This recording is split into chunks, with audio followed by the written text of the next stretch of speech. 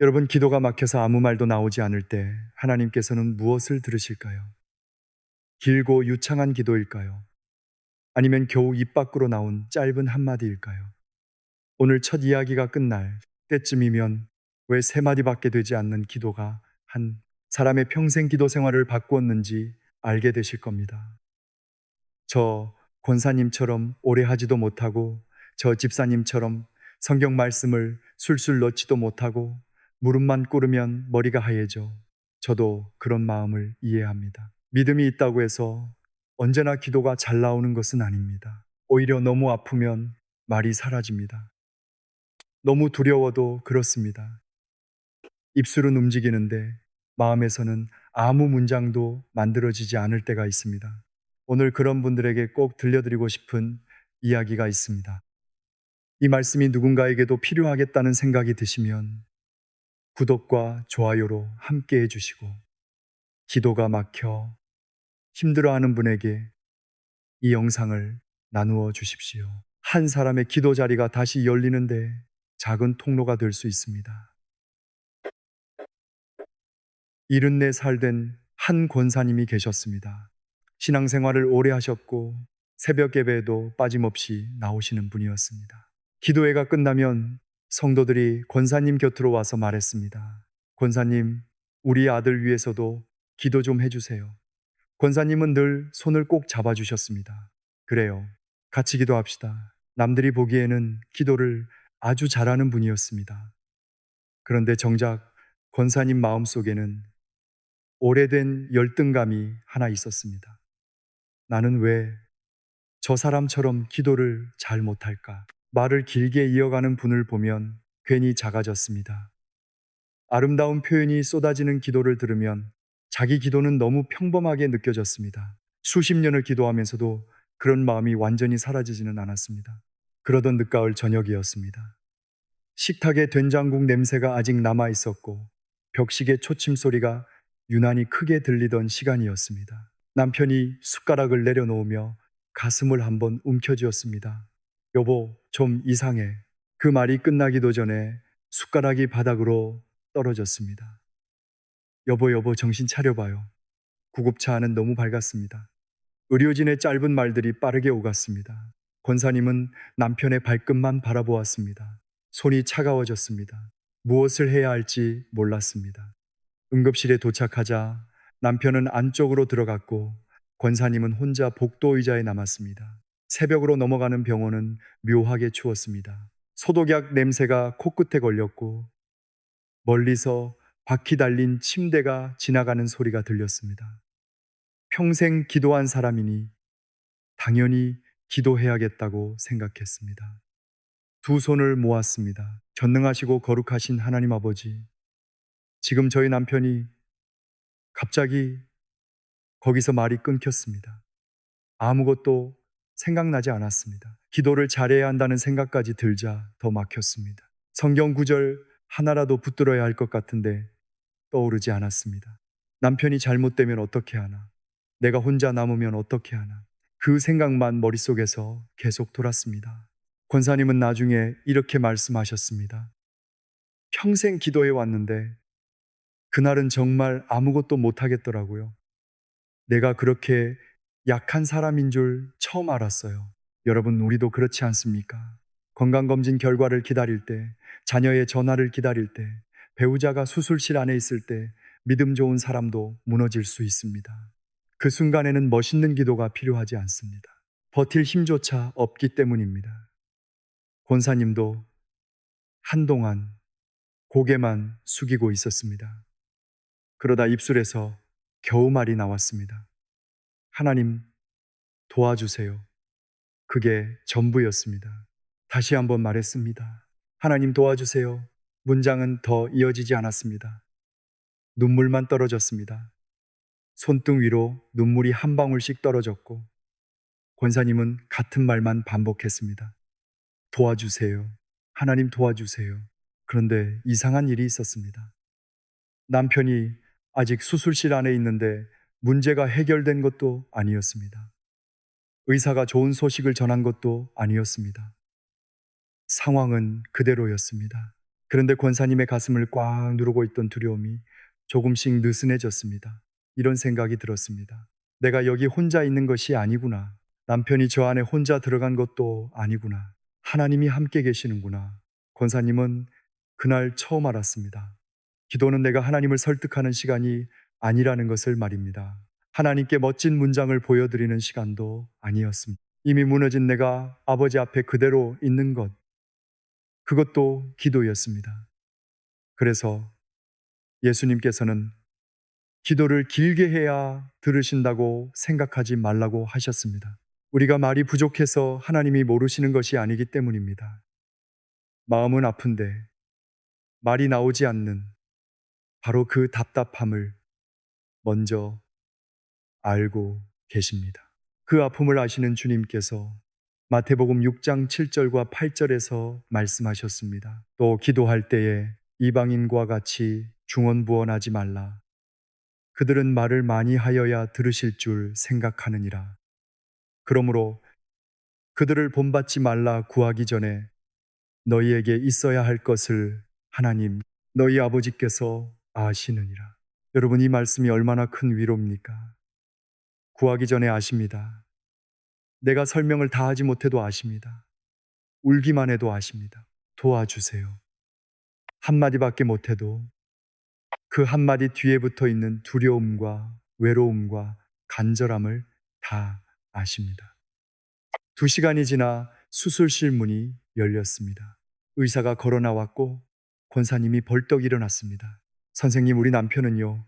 의사가 마스크를 조금 내리며 말했습니다. 수술은 잘 끝났습니다. 조금 더 지켜봐야 하지만 우선 고비는 넘겼습니다.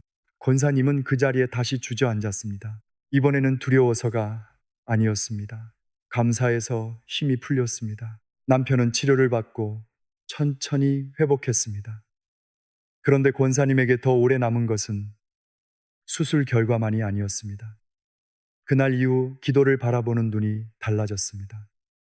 제가 평생 기도를 잘해야 한다고 생각했어요. 그런데 하나님은 제가 잘하는 기도를 기다리신 게 아니더라고요. 제가 하나님께 오기를 기다리고 계셨어요. 바로 이것입니다. 기도는 길이의 문제가 아닙니다. 진심의 문제입니다. 말이 많아야 하나님께 가까이 가는 것이 아닙니다. 오히려 아무 말도 할 수 없을 때 나오는 한마디가 내 마음의 가장 깊은 곳을 하나님 앞에 열어놓을 수 있습니다.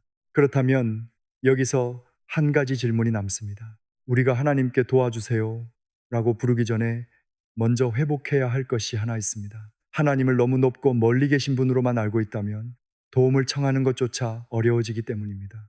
그래서 7가지 3마디 기도 가운데 첫 번째는 부탁이 아닙니다. 나의 아버지. 여러분, 왜 예수님께서는 기도의 시작을 부탁이 아니라 관계에서 출발하게 하셨을까요? 무엇을 주세요? 보다 먼저 회복되어야 할 말이 있기 때문입니다. 기도를 어렵게 만드는 이유는 말이 부족해서가 아닐 때가 많습니다. 하나님이 너무 멀게 느껴지기 때문입니다. 거룩하신 분, 전능하신 분, 심판하시는 분이라는 것은 알고 있는데 정작 나를 품으시는 아버지라는 사실이 가슴까지 내려오지 않을 때가 있습니다. 그래서 기도 자리에 앉으면 긴장합니다. 이런 작은 일까지 말씀드려도 될까? 이런 실수까지 또 고백해도 될까? 나는 별것도 아닌데 하나님께서 내 이야기를 들어주실까? 저도 믿음이 약해질 때면 이런 생각이 얼마나 쉽게 찾아오는지 압니다. 하나님을 믿으면서도 하나님께 편히 가지 못할 때가 있습니다. 그런 우리에게 먼저 필요한 말씀은 부탁에 대한 말씀이 아니라 관계에 대한 말씀입니다. 로마서 8장 15절은 이렇게 말씀합니다. 너희는 다시 무서워하는 종의 영을 받지 아니하고 양자의 영을 받았으므로 우리가 아빠, 아버지라고 부르짖느니라. 두려워하는 종이 아니라고 하십니다. 자녀라고 하십니다. 그래서 부를 수 있습니다. 아빠, 아버지. 이 말은 얼마나 가까운 말입니까? 어린아이가 넘어져 무릎이 까졌다고 생각해 보십시오. 아이가 아버지 앞에 와서 먼저 상황을 논리적으로 설명하지 않습니다. 아빠, 그 한마디면 끝입니다. 그 부름 속에 다 들어 있습니다. 아파요. 무서워요. 안아주세요. 나 혼자 못하겠어요.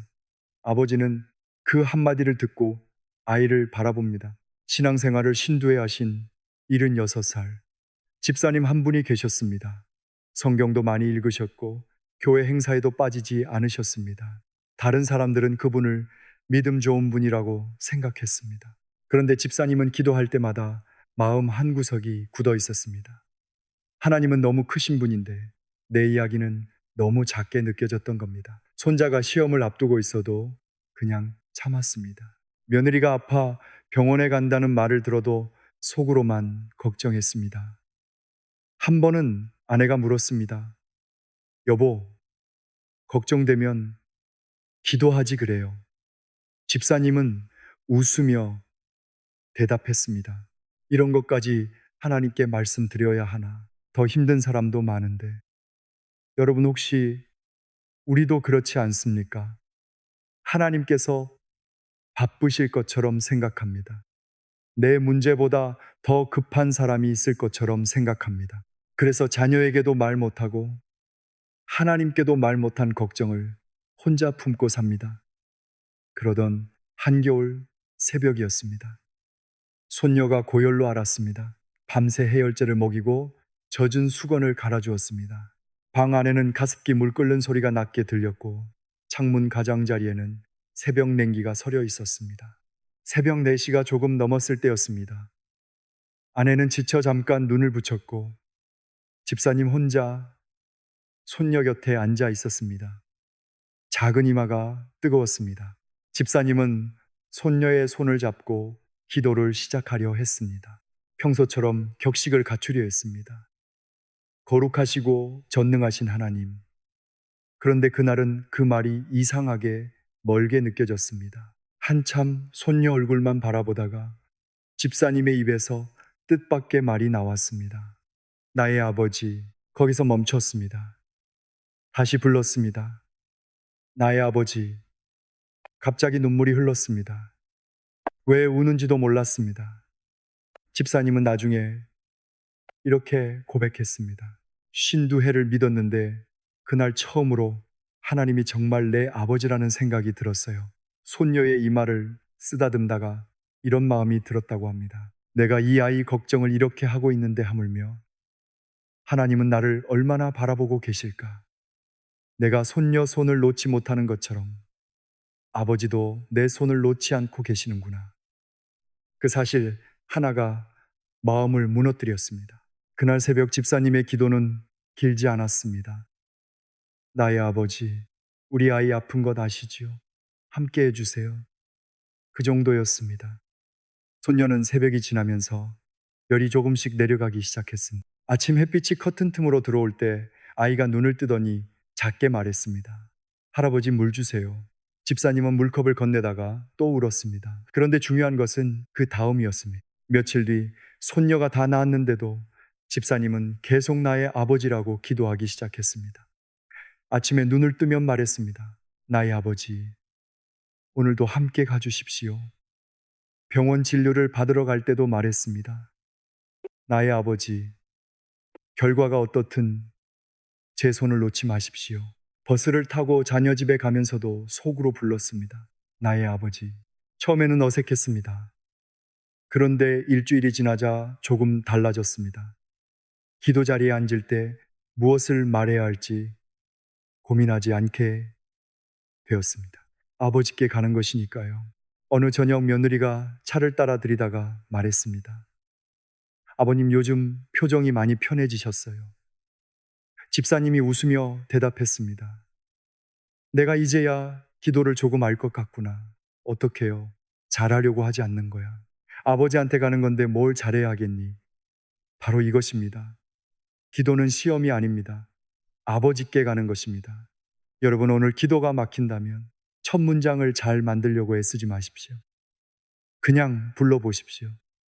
나의 아버지. 그 한마디가 관계를 다시 세웁니다. 그런데 관계가 열리고 나면 반드시 찾아오는 순간이 있습니다. 살다 보면 설명할 힘도 없고 방법도 없고 정말 누군가 붙들어주지 않으면 무너질 것 같은 날이 옵니다. 그때 무슨 기도를 해야 할까요? 성경은 힘든 날에 우리더러 강한 척하라고 하지 않습니다. 시편 50편 15절은 이렇게 말씀합니다. 환난 날에 나를 부르라. 내가 너를 건지리니 네가 나를 영화롭게 하리로다. 환난 날에 부르라고 하십니다. 숨기라고 하지 않으셨습니다. 혼자 해결하고 오라고도 하지 않으셨습니다. 부르라, 그것입니다. 몇 해 전 한 권사님 가정에 사업 문제가 한꺼번에 몰려왔습니다. 남편이 운영하던 일이 기울면서 거래처 전화가 끊겼고 통장 잔액은 줄어들었습니다. 저녁밥을 차려도 남편은 숟가락을 몇 번 뜨지 않았습니다. 아내가 물었습니다. 여보, 오늘도 아무 연락 없었어요. 남편은 한참 있다가 말했습니다. 없어. 내가 가족들 얼굴을 못 보겠어. 그 말을 듣는 순간 권사님도 가슴이 무너졌습니다. 기도해야 했습니다. 그런데 기도하려고만 하면 눈물이 먼저 나왔습니다. 무슨 말을 해야 할지 몰랐습니다.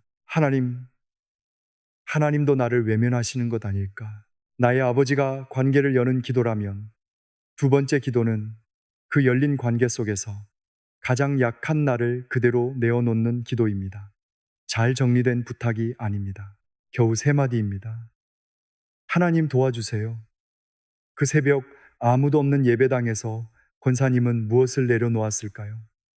빚도 아니고 사업 문제도 아니었습니다. 가장 먼저 내려놓은 것은 혼자 견뎌야 한다는 생각이었습니다. 예배당 안은 어두웠습니다. 강단 위십자가 불빛만 희미하게 켜져 있었고 난방이 꺼진 바닥에서는 냉기가 올라왔습니다. 권사님은 맨 앞자리에 앉지 못하고 중간쯤 되는 긴 의자 끝에 털썩 앉았습니다. 한참을 울었습니다. 기도하려고 입을 열었는데 또 말이 나오지 않았습니다. 남편 얼굴이 떠올랐습니다. 밀린 대금이 떠올랐습니다.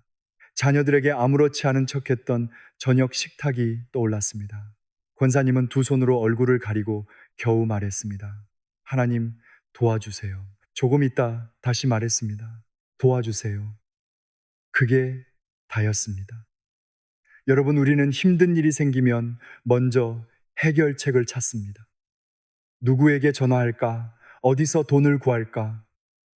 누구를 만나야 하나? 물론 해야 할 일을 해야 합니다. 그러나 마음 깊은 곳에서는 이런 생각도 합니다. 내가 정신 차려야 해. 내가 버텨야 해. 내가 무너지면 다 끝이야. 그런데 사람은 그렇게 강하지 않습니다. 저도 제가 감당할 수 있다고 생각한 일이 어느 순간 너무 무겁게 느껴질 때가 있습니다. 믿음이 부족해서만 그런 것이 아닙니다. 우리는 원래 도움을 받아야 사는 존재입니다. 그래서 하나님께서는 환난 날에 나를 부르라고 말씀하십니다. 권사님에게도 바로 그 말씀이 필요했습니다. 시편 50편 15절입니다. 환난 날에 나를 부르라. 내가 너를 건지리니 네가 나를 영화롭게 하리로다. 먼저 환난이 있습니다. 그 다음에 부르라고 하십니다. 아픈데 멀쩡한 척 하지 말라는 것입니다. 무서운데 믿음 좋은 사람처럼 꾸미지 말라는 것입니다. 도와주세요. 그 짧은 말 안에 이미 믿음이 들어 있습니다. 내 힘만으로 안 된다는 인정입니다. 하나님께서 들으신다는 믿음입니다. 하나님께서 나보다 크시다는 고백입니다. 권사님은 그날 이후 새벽마다 같은 자리에 앉았습니다. 첫 주에는 거의 울기만 했습니다. 둘째 주에는 조금씩 말이 나왔습니다. 도와주세요. 남편 마음도 붙들어 주세요. 도와주세요. 제가 원망하지 않게 해주세요. 도와주세요. 오늘 하루만 견디게 해주세요. 문제가 바로 사라진 것은 아니었습니다. 그런데 권사님 얼굴이 먼저 달라졌습니다. 어느 저녁 남편이 밥상 앞에서 한참 아내를 바라보다 물었습니다. 당신은 안 무서워? 권사님도 솔직하게 대답했습니다. 무서워요. 그런데 왜 요즘은 전보다 편안해 보여? 권사님은 잠시 생각하다 말했습니다. 내가 다 해결해야 된다고 생각했을 때는 미칠 것 같았어요. 그런데 이제는 하나님께 도와달라고 하고 있어요. 남편이 아무 말 없이 고개를 숙였습니다. 며칠 뒤에는 남편이 먼저 물었습니다. 내일 새벽에 나도 같이 가도 돼. 그 말 한마디에 권사님은 눈물이 났습니다. 사업은 몇 달에 걸쳐 조금씩 길이 열렸습니다. 오래 끊겼던 거래처에서 연락이 왔고 작은 일부터 다시 시작할 수 있었습니다. 그러나 권사님이 가장 귀하게 여긴 응답은 따로 있었습니다. 사업보다 남편이 다시 하나님을 찾은 게 더 감사했어요. 여러분 도와주세요. 는 약한 사람의 기도가 아닙니다. 자기 힘의 한계를 아는 사람의 기도입니다. 그런데 여기서 또 하나의 벽이 나타납니다. 어떤 분은 힘들어서 기도가 막히는 것이 아니라 부끄러워서 막힙니다. 하나님께 가고 싶은데 과거가 자꾸 떠오릅니다. 또 실패했는데 무슨 낯으로 기도하지? 같은 죄를 반복했는데 하나님이 또 받아주실까? 교회에서는 웃고 예배도 드리지만 마음속에서는 하나님을 피하는 겁니다. 62살 된 한 집사님이 그랬습니다. 젊을 때부터 교회 생활을 열심히 했습니다. 성경 공부도 꾸준했고 봉사도 빠지지 않았습니다. 그런데 마흔 후반에 사람과의 관계에서 큰 잘못을 하나 저질렀습니다. 누구도 몰랐습니다. 가족도 몰랐습니다. 그러나 본인은 알고 있었습니다. 다음 주일 찬양을 부르는데 갑자기 이런 생각이 들었습니다. 내가 여기 서 있어도 되나? 입으로는 찬양을 하는데 가슴은 차가웠습니다. 기도하려고 눈을 감으면 그 일이 떠올랐습니다. 그래서 점점 하나님 앞에서 말을 줄였습니다. 예배는 드렸습니다. 봉사도 했습니다. 그런데 진짜 기도는 피했습니다. 한 해가 지나고 또 한 해가 지났습니다. 여러분, 죄책감은 참 이상합니다. 죄를 미워하게 만들기도 하지만 잘못 붙들면 하나님까지 피하게 만듭니다. 나는 너무 더럽다. 나는 자격이 없다. 나 같은 사람을 하나님이 받으실 리 없다. 그 생각 속에 오래 머물면 회개하는 것이 아니라 숨어버립니다. 그러나 하나님께서는 숨어 있으라고 하지 않으십니다. 우리의 부끄러움이 너무 짙어 입을 열기도 어려울 때 먼저 약속을 주십니다. 이사야 1장 18절입니다. 너희의 죄가 주홍 같을지라도 눈과 같이 희어질 것이요 진홍같이 붉을지라도 양털같이 희게 되리라. 왜 이 말씀이 필요합니까? 죄가 가볍기 때문이 아닙니다. 오히려 지울 수 없을 것처럼 지나기 때문에 필요합니다. 그 집사님은 어느 초겨울 밤 병원에 다녀온 뒤 혼자 거실에 앉아 있었습니다. 집안은 조용했고 냉장고 돌아가는 소리만 작게 들렸습니다. 식탁 위에는 먹다 남은 보리차 한 잔이 놓여 있었습니다. 잠이 오지 않았습니다. 손에 잡히는 대로 성경을 펼쳤습니다. 그리고 요한일서 1장 9절을 읽게 되었습니다. 만일 우리가 우리 죄를 자백하면 그는 미쁘시고 의로우사 우리 죄를 사하시며 우리를 모든 불의에서 깨끗하게 하실 것이요. 집사님은 그 자리에서 한참 움직이지 못했습니다. 자백하면 그 한 단어가 계속 마음에 남았습니다. 나는 3년 동안 회개한 것이 아니라 피하고 있었구나. 하나님께서 무서워서가 아니라 내 부끄러움을 보기 싫어서 숨어 있었구나. 집사님은 소파 앞 차가운 바닥에 무릎을 꿇었습니다. 말이 잘 나오지 않았습니다. 목이 메었습니다. 한참 뒤 겨우 한마디를 했습니다. 하나님 용서하세요. 눈물이 떨어졌습니다. 제가 잘못했습니다. 용서하세요. 그 이상 무슨 말을 해야 할지 몰랐습니다. 그런데 처음으로 숨지 않았습니다. 잘못을 작게 만들지도 않았고 변명하지도 않았습니다. 그대로 인정했습니다. 며칠 뒤 집사님은 오래 마음에 걸려있던 사람에게 전화를 걸었습니다. 손이 떨렸습니다.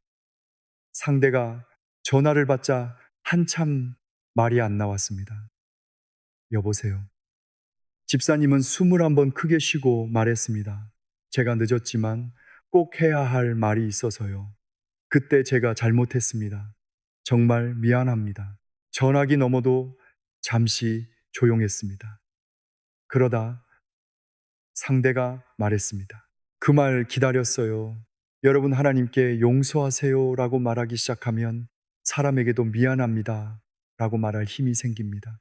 회개는 나를 짓밟는 일이 아닙니다. 하나님께 다시 가까이 가는 길입니다. 나의 아버지, 도와주세요. 용서하세요. 여기까지 오면 기도의 문이 많이 열립니다. 그런데 문이 열렸는데도 마음이 아직 메마를 수 있습니다. 믿고 있고 회개도 했고 도움도 구하는데 이상하게 하나님을 사랑한다는 말은 입에서 잘 나오지 않는 분이 있습니다. 여러분, 하나님을 믿는 것과 하나님을 사랑하는 것은 같은 말일까요? 머리로는 믿는데 가슴은 오래 식어 있을 수 있습니다. 23해 동안 교회를 다닌 68살 집사님이 계셨습니다. 주일 예배에 빠지지 않았습니다. 봉사도 했습니다. 새벽 기도도 꾸준히 나갔습니다. 남들이 보기에는 부족한 것이 없는 신앙생활이었습니다. 그런데 본인 마음은 달랐습니다. 어느 순간부터 모든 것이 의무처럼 느껴졌습니다. 예배를 드려야 하니까 드렸습니다. 기도해야 하니까 기도했습니다. 찬양도 따라 불렀습니다. 그런데 가슴에서는 아무것도 움직이지 않았습니다. 집사님은 혼자 있을 때 이런 생각을 했습니다. 나는 하나님을 믿기는 하는데 정말 사랑하고 있는 걸까? 그 질문이 무서워서 오래 피했습니다. 저도 이런 메마름이 얼마나 당황스러운지 압니다. 신앙이 오래될수록 오히려 익숙함이 마음을 덮을 때가 있습니다. 예배 순서는 다 아는데 감격은 없고 기도 말은 익숙한데 하나님은 멀게 느껴질 수 있습니다. 그런 마음에 먼저 필요한 것은 책망이 아닙니다. 다시 사랑을 고백할 길입니다. 신명기 6장 5절은 말씀합니다. 너는 마음을 다하고 뜻을 다하고 힘을 다하여 네 하나님 여호와를 사랑하라. 이 말씀을 들으면 부담부터 느끼는 분도 계실 겁니다. 마음을 다해 사랑하라는데 내 마음은 지금 뜨겁지 않은데 어떡하지? 그럴 때 완벽한 감정을 기다리지 마십시오. 작은 고백부터 시작하면 됩니다. 집사님에게 그 일이 일어난 것은 이른 봄 새벽이었습니다. 새벽 기도를 마치고 집으로 돌아왔습니다. 가족들은 아직 자고 있었고 거실 창문으로 희끄무레한 아침빛이 들어오고 있었습니다. 얇은 담요를 무릎에 덮고 혼자 소파에 앉았습니다. 그날 기도 중에 요한복음의 질문이 계속 마음에 남았습니다. 네가 나를 사랑하느냐? 집사님은 처음에는 대답하려 했습니다. 당연하지요. 그런데 입이 떨어지지 않았습니다. 한참 앉아 있다가 아주 작은 목소리로 말했습니다. 하나님, 사랑해요. 어색했습니다. 다시 말했습니다. 잘 모르겠지만 사랑해요. 눈물이 맺혔습니다. 마음이 뜨겁지 않아도 사랑해요. 그 순간 집사님은 울기 시작했습니다. 무슨 큰일이 일어난 것도 아니었습니다. 방 안은 그대로였고 밖에서는 첫 버스가 지나가는 소리가 들렸습니다. 그런데 오래 닫혀있던 마음이 조금씩 열렸습니다. 집사님은 나중에 이렇게 고백했습니다. 20년 넘게 하나님을 믿었는데 그날 처음 사랑한다는 말을 제대로 해본 것 같아요. 그날 이후 집사님은 매일 아침 같은 말을 했습니다. 하나님 사랑해요. 처음 일주일은 여전히 어색했습니다. 그래도 했습니다. 한 달쯤 지나 어느 주일 찬양을 부르는데 가사가 갑자기 마음으로 들어왔습니다. 집사님은 찬양하다 눈물을 닦았습니다. 옆에 있던 남편이 예배를 마친 뒤 물었습니다. 당신 오늘 왜 그렇게 울었어? 집사님이 웃으며 말했습니다. 나도 모르겠어요. 하나님이 가까이 계신 것 같았어요. 며칠 뒤 남편은 또 말했습니다. 요즘 당신 말투가 부드러워졌어. 하나님을 향해 사랑을 고백하기 시작했는데 사람을 대하는 마음도 조금씩 달라졌던 겁니다. 여러분, 사랑은 감정만이 아닙니다. 고백이기도 합니다. 마음이 따라오지 않을 때 입술로 먼저 하나님을 향할 수 있습니다. 사랑해요. 그 한마디가 요청만 가득했던 기도를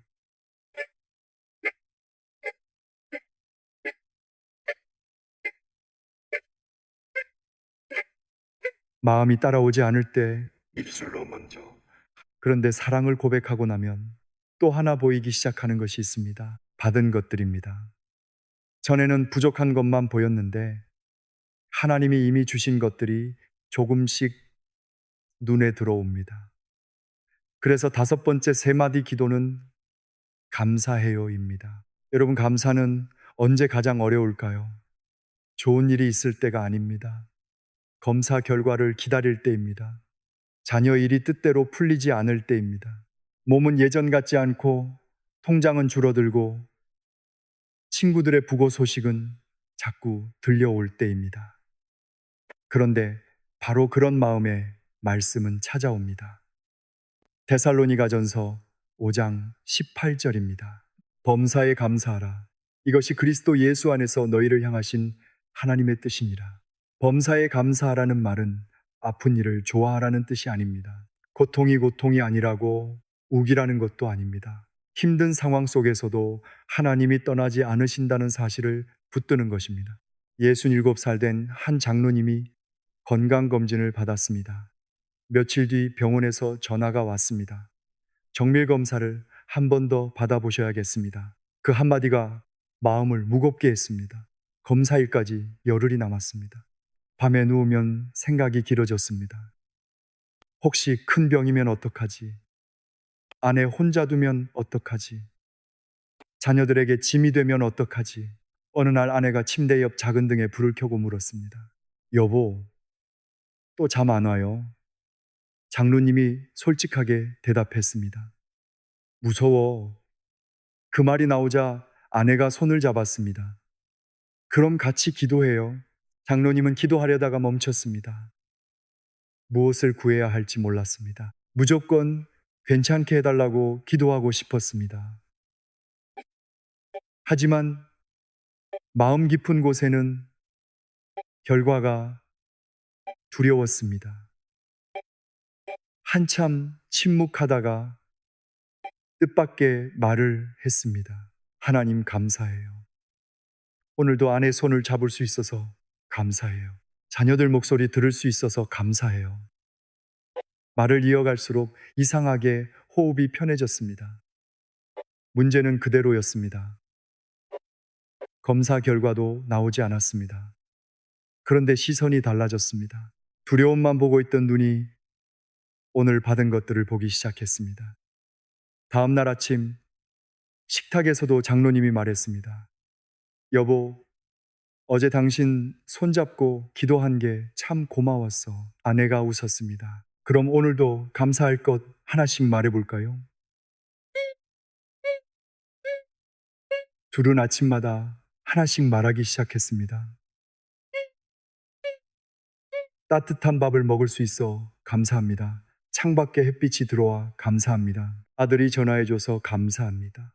천천히 걸을 수 있어 감사합니다. 정밀검사 결과는 다행히 즉각적인 큰 치료가 필요한 상태는 아니었고 의사는 계속 관찰하며 관리하자고 했습니다. 장로님은 안도했습니다. 그러나 그분이 나중에 이렇게 말씀했습니다. 검사 결과가 좋았기 때문에 감사한 것만은 아니에요. 결과 나오기 전 열흘 동안 이미 감사하는 법을 배웠어요. 여러분, 이것이 중요합니다. 감사는 결과 뒤에만 오는 것이 아닙니다. 결과가 나오기 전에도 하나님을 바라보는 선택이 될 수 있습니다. 감사해요.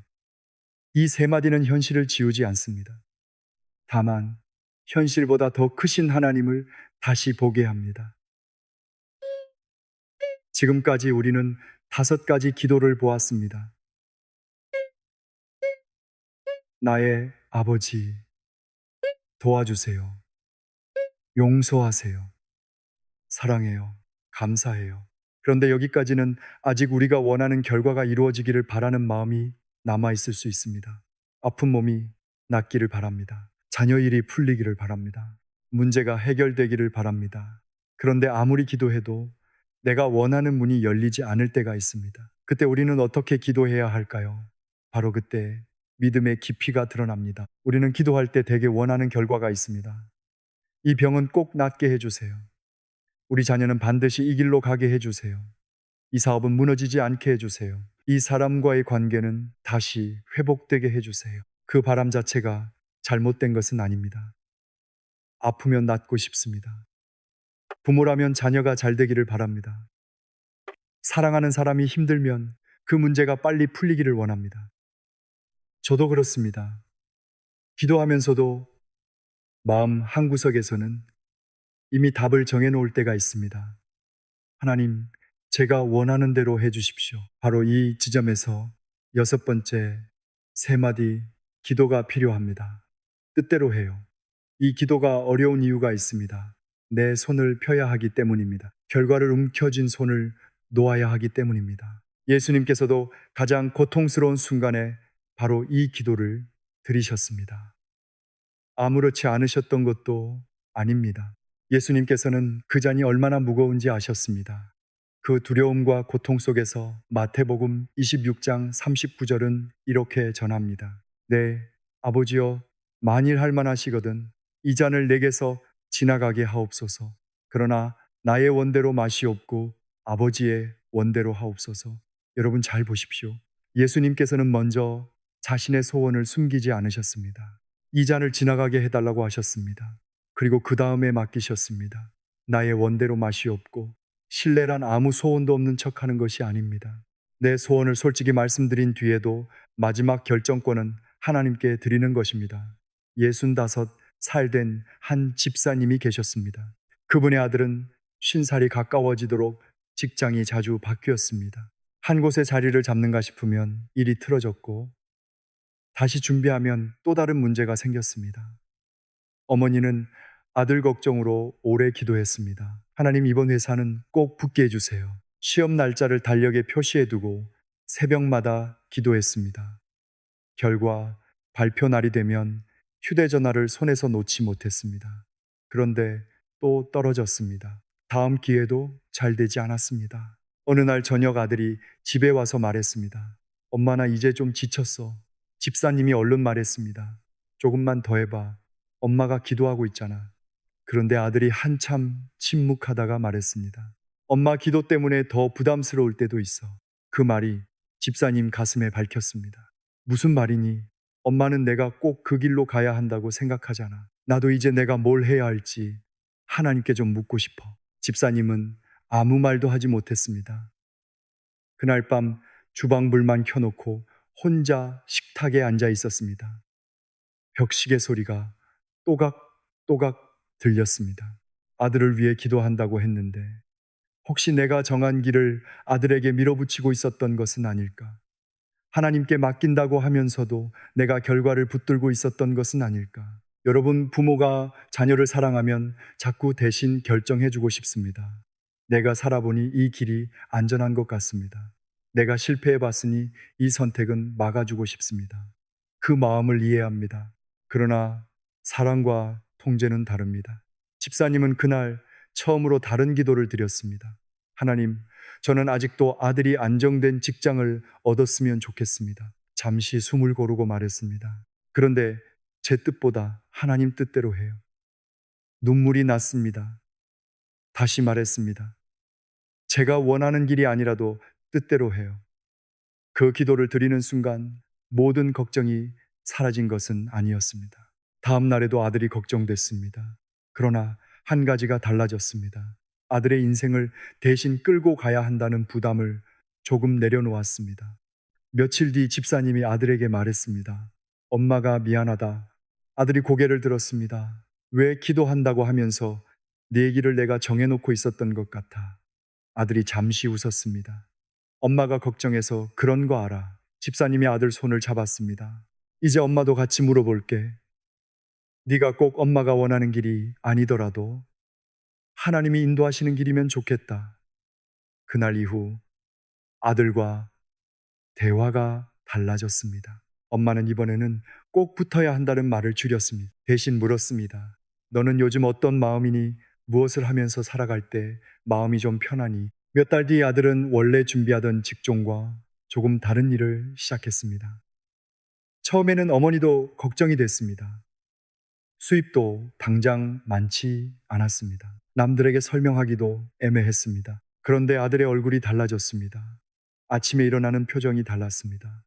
어느 저녁 아들이 말했습니다. 엄마 돈은 아직 많지 않은데 나 이 일하면서 처음으로 내가 쓸모 있는 사람 같. 집사님은 그 말을 듣고 마음속으로 기도했습니다. 하나님, 제가 정한 답보다 주님의 인도가 더 깊을 수 있군요. 여러분 뜻대로 해요라고 기도한다고 해서 반드시 내가 원하지 않던 일이 생긴다는 뜻이 아닙니다. 또 무조건 힘든 길을 선택해야 한다는 뜻도 아닙니다. 이 기도의 핵심은 결과보다 하나님을 더 신뢰하는 데 있습니다. 내가 원하는 결과가 와도 하나님과 함께 가고 다른 결과가 와도 하나님을 놓지 않는 것입니다. 여기서 한 분의 짧은 이야기를 더 생각해 보겠습니다. 70살 된 장로님이 수술을 앞두고 있었습니다. 가족들은 모두 수술이 잘 되기를 기도했습니다. 장로님도 무서웠습니다. 수술 전날 아들이 병실에 와서 물었습니다. 아버지 안 무서우세요? 장로님은 잠시 창밖을 바라보다 대답했습니다. 무섭지. 그리고 아들 손을 잡았습니다. 그래도 기도했어. 낫게 해달라고. 그리고 마지막에는 뜻대로 해달라고. 아들이 눈시울을 붉히며 물었습니다. 그렇게 기도하면 마음이 편하세요? 장로님이 조용히 말했습니다. 완전히 편한 건 아니야. 그런데 혼자 결정해야 한다는 무게는 없어지더라. 바로 이것입니다. 맡김은 감정이 완전히 사라지는 일이 아닙니다. 두려운 채로 맡길 수 있습니다. 눈물 흘리면서도 신뢰할 수 있습니다. 뜻대로 해요. 이 세 마디는 하나님께 등을 돌리는 포기가 아닙니다. 오히려 내 손을 하나님의 손 안에 다시 넣는 기도입니다. 지금까지 6가지 기도를 보았습니다. 나의 아버지 도와주세요. 용서하세요. 사랑해요. 감사해요. 뜻대로 해요. 그런데 마지막 하나가 남았습니다. 어쩌면 가장 고백하기 어려운 말일지도 모릅니다. 사랑하는 사람을 먼저 떠나보냈을 수도 있습니다. 자녀들은 멀리 살고 집은 점점 조용해집니다. 없어진 것이 많아지는데도 과연 이렇게 말할 수 있을까요? 충분해요. 여러분 가진 것이 줄어들고 몸도 예전 같지 않은데 정말 충분해요. 라고 말할 수 있을까요? 이 마지막 세 마디는 형편이 넉넉하다는 고백이 아닙니다. 잃어버린 것이 있어도 하나님이 남아 계시기에 부족함에 붙잡히지 않는 믿음이 무엇인지 보여주는 기도입니다. 77살 된 한 권사님이 계셨습니다. 남편을 먼저 떠나보낸 지 5년이 지났습니다. 처음 1년은 정신없이 지나갔습니다. 장례를 치르고 집을 정리하고 남편 물건을 하나씩 치우는 동안에는 슬퍼할 겨를도 없었습니다. 그런데 시간이 지나자 진짜 외로움이 찾아왔습니다. 저녁이 가장 힘들었습니다. 예전에는 현관문을 열고 들어오면 남편 기침 소리가 들렸습니다. 텔레비전 뉴스 소리가 들렸고 주방에서는 국 끓는 냄새가 났습니다. 이제는 문을 열면 조용했습니다. 냉장고 돌아가는 소리만 들렸습니다. 혼자 밥을 먹다 숟가락을 내려놓은 날도 많았습니다. 그 순간이 제일 아팠다고 합니다. 여러분, 나이가 들수록 잃는 것이 생깁니다. 젊음도 그렇고 건강도 그렇습니다. 친구 한 명, 또 한 명을 먼저 보내기도 합니다. 자녀가 곁에 있어도 매일 함께 살 수는 없습니다. 저도 이런 상실 앞에서는 쉽게 좋은 말만 할 수 없다고 생각합니다. 믿음이 있다고 해서 그리움이 없어지는 것은 아닙니다. 권사님도 어느 날 저녁 딸과 통화를 했습니다. 딸이 조심스럽게 물었습니다. 엄마 요즘 많이 외롭지? 권사님은 처음에는 괜찮다고 하려 했습니다. 그런데 잠시 침묵하다 솔직하게 말했습니다. 외롭지? 딸이 아무 말도 하지 못했습니다. 권사님이 이어서 말했습니다. 그래도 이상하게 예전처럼 무너지지는 않아. 왜 권사님은 대답하지 못했습니다.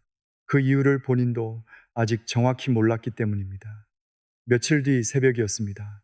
잠이 일찍 깨서 거실에 나왔습니다. 창밖은 아직 어두웠고 작은 탁상 시계에서는 초침 소리가 또박또박 들렸습니다. 시편 23편이었습니다. 그리고 1절에서 눈이 멈췄습니다. 여호와는 나의 목자시니 내게 부족함이 없으리로다. 권사님은 한동안 그 말씀만 바라보았습니다. 부족함이 없으리로다. 그런데 현실을 보면 부족한 것이 많았습니다. 남편이 없습니다. 예전 같은 건강도 없습니다. 자녀는 멀리 삽니다.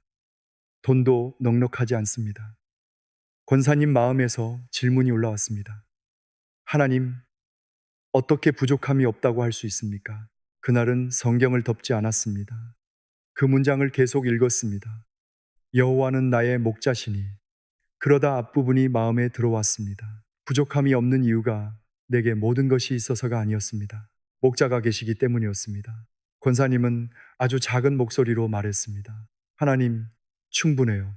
말하고 나니 눈물이 났습니다. 남편이 보고 싶어요. 잠깐 숨을 고르고 다시 말했습니다. 그래도 하나님이 계시니 충분해요.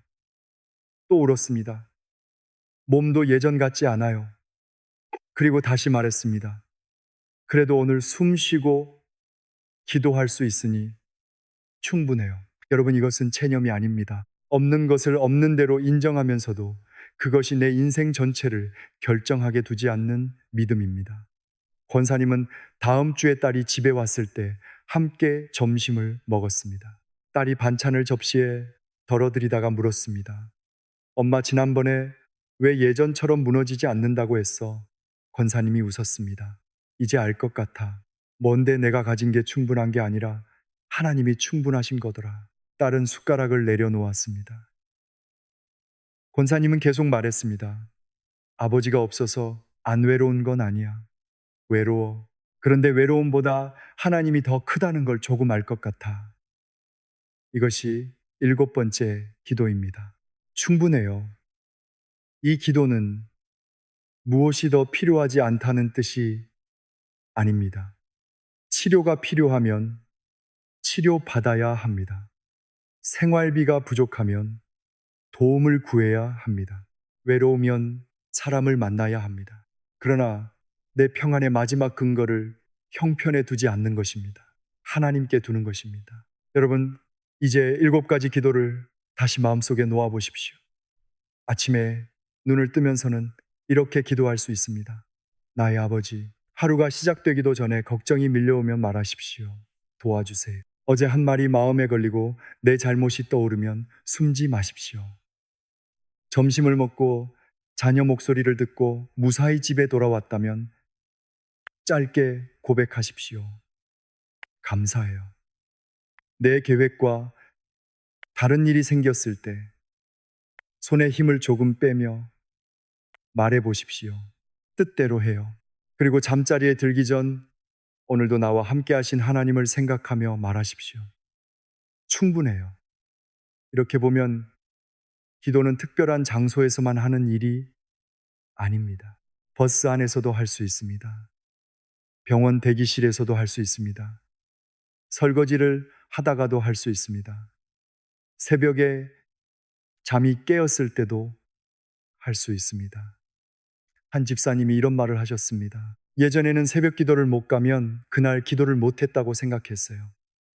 그런데 이제는 하루 종일 하나님께 말을 걸어요.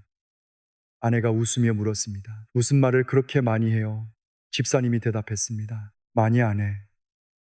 그냥 몇 마디씩 해. 그게 기도였습니다. 여러분, 긴 기도가 나쁘다는 말이 아닙니다. 1시간 기도할 수도 있습니다. 깊이 말씀을 붙들고 오래 하나님 앞에 머물 수도 있습니다. 그러나 길어야만 진짜 기도인 것은 아닙니다. 기도가 막힌 날에는 3마디면 됩니다.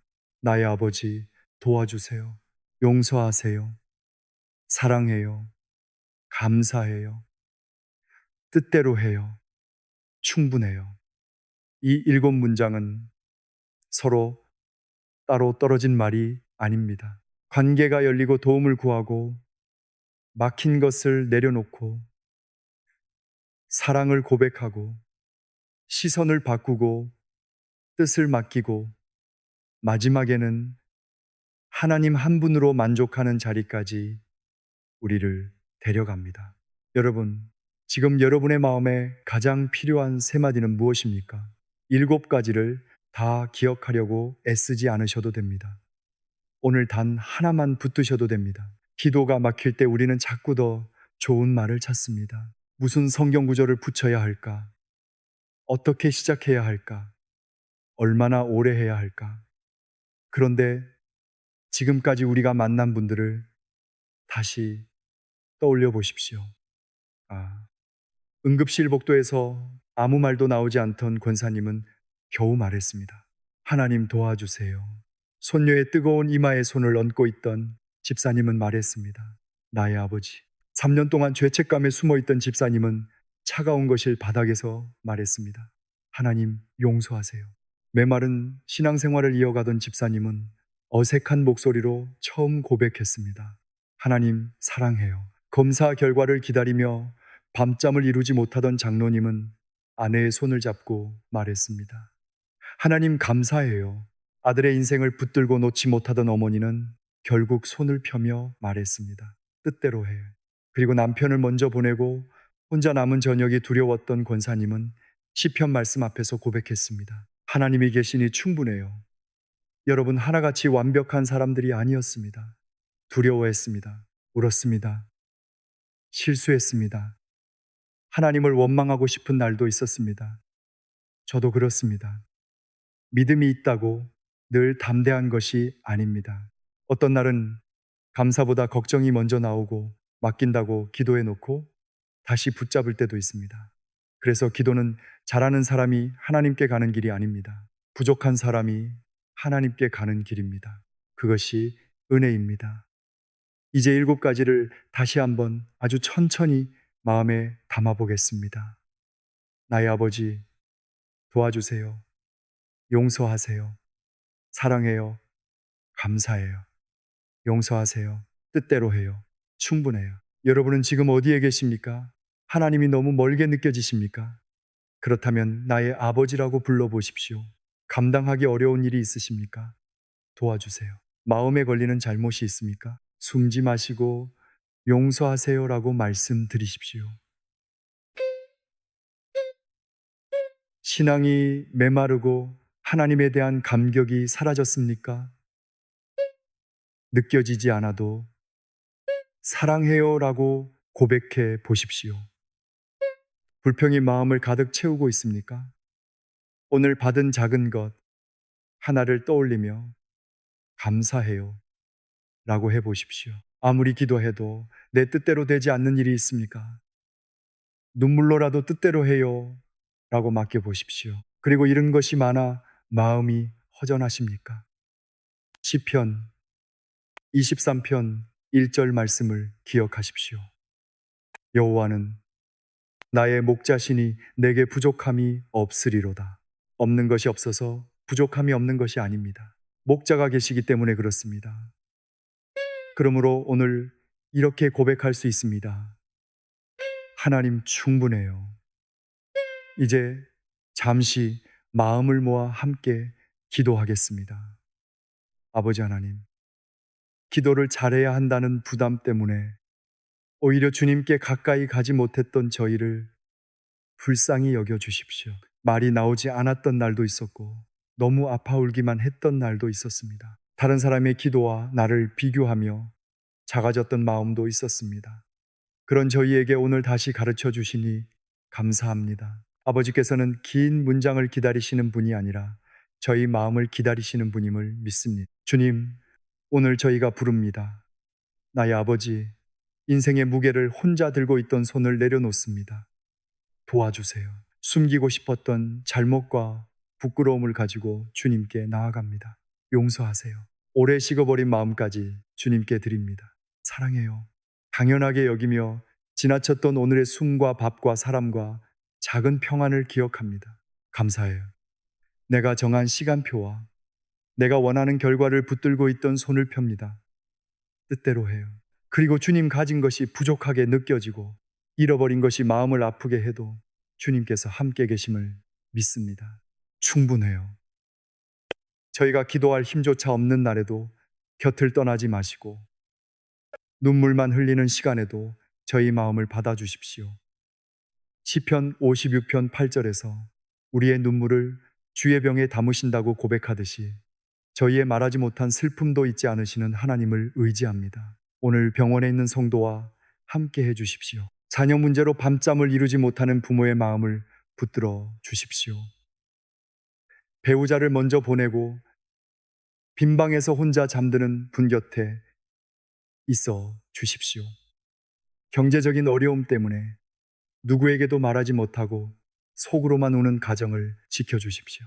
죄책감 때문에 하나님을 피하고 있던 분에게 다시 돌아올 용기를 주십시오. 문제가 모두 한순간에 사라진다고 약속할 수는 없습니다. 하지만 주님께서 우리와 함께 하심을 믿습니다. 그 함께 하심으로 오늘을 걸을 힘을 주십시오. 예수님의 이름으로 기도드립니다. 아멘. 여러분, 이제 처음에 드렸던 질문으로 돌아가겠습니다. 기도가 막혀 아무 말도 나오지 않을 때 하나님께서는 무엇을 들으실까요? 화려한 문장이 아닙니다. 하나님을 향해 열리는 여러분의 진심입니다. 그래서 오늘부터 기도를 어렵게 생각하지 마십시오. 아침에 일어나 한마디, 길을 걷다가 한마디, 병원 의자에서 한마디, 잠들기 전 한마디, 그렇게 하나님과 대화를 이어 가십시오. 그리고 오늘 7가지 가운데 여러분 마음에 가장 깊이 들어온 3마디가 무엇인지 댓글에 남겨보십시오. 나의 아버지, 일 수도 있습니다. 도와주세요. 일 수도 있습니다. 용서하세요. 사랑해요. 감사해요. 뜻대로 해요. 충분해요. 일 수도 있습니다. 그 한마디를 적는 순간부터 오늘의 기도로 삼아 보십시오.